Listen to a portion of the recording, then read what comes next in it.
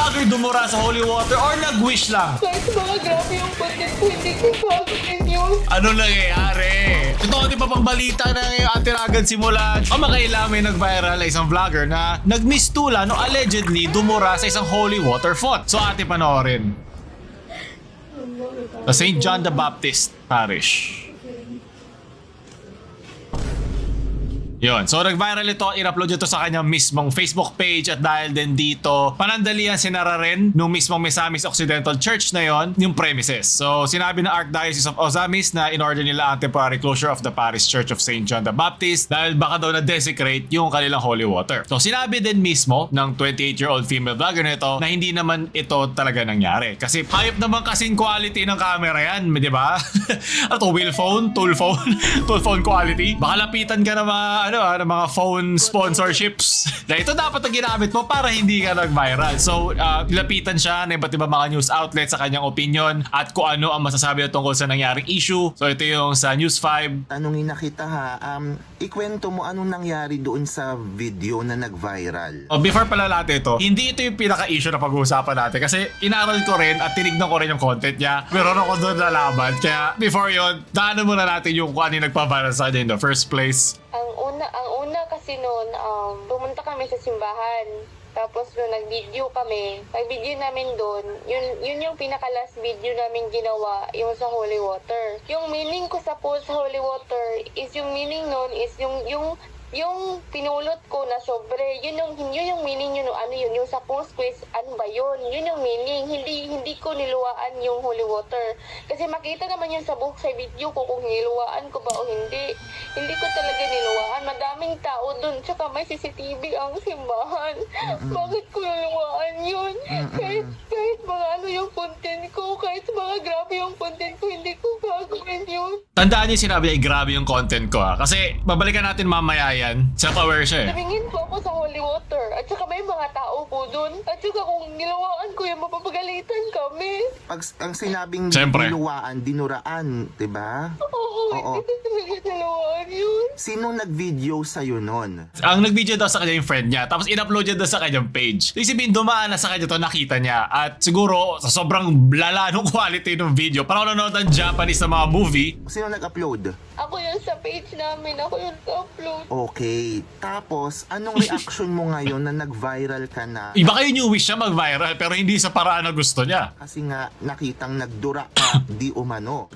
Ang isa sa mga pinakamalakas sa salita sa mga balita, ang di umano. Nakausap din niya at pumunta siya doon sa church ulit. Tapos hinahanap niya yung mismong parang residing na pari doon. Tapos ayaw siya kausapin kasi nainis sa ginawa niya. Hindi daw pwede makausap si Father. Baka hindi pa ito yung panahon. Sabi ko, ayaw ko talagang makasuhan. Kasi wala naman akong ginawa. Pero yun nga, ang hirap hatulan ng video kasi ang pangit ng video. Wala akong nakita. Kasi pwede nga naman natin sabihin na kaya siya nagganon para mag-wish. Wala naman ako nakitang dura eh. Pero pwede nga siya magmukhang para nagdura siya. So, hindi yun kasalanan ng mga manonood. Kasalanan mo din yun na hindi mo i-double check yung ina-upload mo online. So, alam mo yun, so content creator ka, di ba? So, kailangan i-double check mo yun. Hindi yun kasalanan ng mga tao makakita. Ikaw dapat ang naninigurado na lahat ng pwede angle na pwede tingnan tong video mo na ito ay hindi mami-misunderstand ng kahit sino. At hindi rin nakabuti na sobrang lala nung quality ng video na yun. Kulang pa sa pixel. Pumunta ako kay Father tapos doon hindi ako kinausap ni Father kasi galit na galit sa akin. Pumunta ka na Ganun kahapon sa ba? simbahan. Yeah, hindi naman Lahat nakakagulat. ng mga tao doon sa amin galit na galit sa akin. Hindi na nga ako makalabas ng bahay. Stress ka niyan. Ikwento mo, kailan ka pumunta doon sa simbahan at saka ano talagang gagawin nyo doon, ginawa nyo doon sa simbahan? And in the first time, nagsimba talaga ako, nagsimba ako. Tapos, pagkatapos magsimba, yun, nag-video ako kasi pumunta ako sa simbahan. Tapos yung holy water, yun yung pinakalas na binidyo ko. Tapos hindi ko alam yung mga tao, ano-ano sinasabi nila. Dipis na dipis nga ako, wala na akong maiyak. Ang laki na ng eyebags ko. Hindi ako makatulog. Ito yung kanyang mensahe sa mga taong nakanood ng video. Wala talaga akong ginawang masama. Nag-video lang kami. At yung meaning ko sa post is yung sabay na kinuha ko. Hindi ko talaga nilawaan yun. Hindi ko gagawin yun kahit na napakasama ng content ko. Hindi ko gagawin yun. Sige, ito na tapos na tayo doon. Alam mo lang yung sasabi napakasama ng content ko. At ito na tayo. So ito talaga yung ginamit ko lang na pain yung mismong issue na yun. Kasi hindi ako makapagbigay ng opinion doon. Kasi ang lalaan ng video niya. As in, wala akong nakikita kung dumuraman siya o hindi. Kasalanan na lang to at pag double check mo bilang isang content creator sa ina-upload mo online. Ngayon, pumunta ako sa kanyang channel at nagsabi rin siya ng sarili niya apology video na hindi naman talaga siya dumura, na misunderstand lang ng tao. Wala dyan ko naluwa, guys. As in, na yung mga tao nakasunod nga nung maluwa ako dito. Wala may tao nakasunod sa ako. Ngayon, pumunta ako sa kanyang page. Itong si Thine. Tine, ewan ko, Thine. Papunta na siya sa softcore content. At yung mga pinapost na rito, men, di ko alam bakit siya nagpo-post na umiihi siya. Ngayon, pwede rin naman fake yung ihi niya. Pwede ko i-overanalyze to. Pero ang dami niyang video na umiihi siya. May CR naman siya, nakita ko doon sa video. Okay? So, sa editor ko na nag-edit yan, pasensya na, sana nakakain ka na bago mo to gawin. Hindi ko lang ito ipa-play para sa ikabubuti na inyong mga araw, pero narinig ko yung ihi niya na pumapatak. Hindi ko alam kung galing ba to sa OnlyFans style ng content na baka may humihingi ng kanyang inihian. Men, baka sobrang lamig, gusto mo mainita na ihi mo men. Pero gusto ko lang sabihin sa'yo na kung ma-forgive ka man, na isang very Christian trait, di ba? Na i-forgive ang kasalanan ng iba, na nakasama o nakasakit sa ating damdamin, mapa hindi man totoo o dahil sobrang labo lang ng video, ito ay hindi mafo-forgive sa'yo ng FB. So ako, sabi ko na sa'yo, huwag mo nang gawin yan. Hindi porket napalagpas ito na ilang beses kasi 10 million views sa isa niyang video na umiihi siya. Hindi ko na nangyayari sa mundong to. Bawal yan sa FB. At pag ikaw, na double check ulit ng FB na itong ginagawa mo na pag-iihi, post content displaying, di mo man pinapakita yung ninuno mo doon, ano makukuha ko sa content na to? Ano nangyayari? Ben, ito na ba ang simula ng mga ihi vloggers? Alala ko meron pa isa umihi siya at tumahi tas binidyoan din niya. Men, hindi lahat kailangan natin videoan. Parang awa nyo na. Hindi ko alam bakit ito kailangan gawin. Ito double check, triple check din ito ng FB ha. Kada upload mo ng video na nagsisiyar ka. Ano bang pinagkakaabalahan mo dyan? Nag-online selling po ako, sir.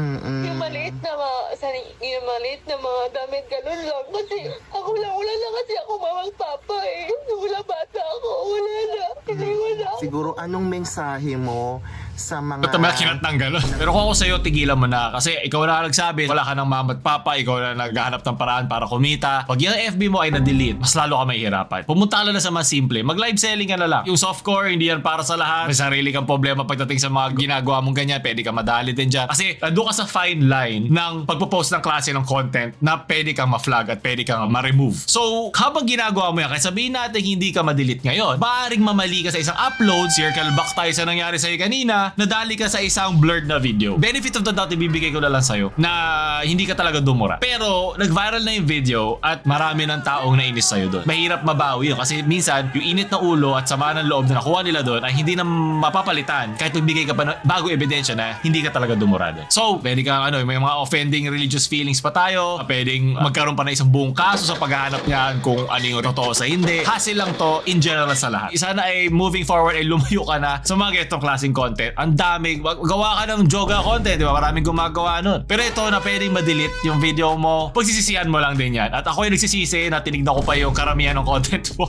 May alam mo yun, malaki naman ang internet space para sa lahat ng tao. Pero hindi naman ako dito para dinidiktahan ko lahat kung ano dapat ang content ng bawat isa. Pero ito kasi, itong ginagawa mo na nagsisiyar ka na mayroong plastic. Kung may plastic, lagyan ko ng straw tapos gawin kong parang coker na pwede ka ma-delete dyan ng FB. Gumawa ka lang ng sarili mo OnlyFans, i-post mo doon, maraming taong mahilig dyan. Baka doon ka makahanap ng bagong pagkakakitaan pag na-delete na yung FB mo. Kasi delikado yung ginagawa mong ganyan. Ibang squammy na talaga ng FB, grabe. Minire-respeto ko lahat ng klase ng grind, alam mo yun, na mag-post ka ng kahit anong gusto mo, mag-viral ka doon, gawin mo. Pero huwag lang sa paraan na pwedeng ma-delete yung Facebook page, may 100k ka na. Diba? Hindi lahat umaabot 100k sa FB. So, ako bilang isang kapwa content creator mo na salamat na binibigyan mo ng magandang na refleksyon ng ating mga kapwa content creator. Sabi ko lang, ngayon pa lang, ayusin mo na yung content mo. I-delete mo na yung mga content mo, nag-CR ka. Ganap ka ng niche o na klase ng content na pwede mo paggawaan. Marami yan, napakaraming style, napakaraming hybrid na pwede mong gawin. Simulan mo na ngayon pa lang. Lalo na ngayon na marami pupunta ngayon sa content mo, sa FB mo, dahil naging balita ka sa ibang mga news outlets. At syempre ngayon, dahil sa balita kita. So, pasana na isa pang balita na, pero nung nakita ko yung mga videos na may siya, hindi ko na kinaya. At so, susunod na lang ulit. So, ako ulit si James Yapper. At ginawa ko to para sa inyo, para hindi nyo na kailangan tuklapin ang inyong mga mata sa mga nakita ko. Para akong dumaan sa isang circle na impyerno para sa inyo. Diba? Ako na lang, kesa kayo. Dito ka na like, share sa mga mahilig umihin yung friends. Ano ba ito? Subscribe, James Yapper na baba. Choo!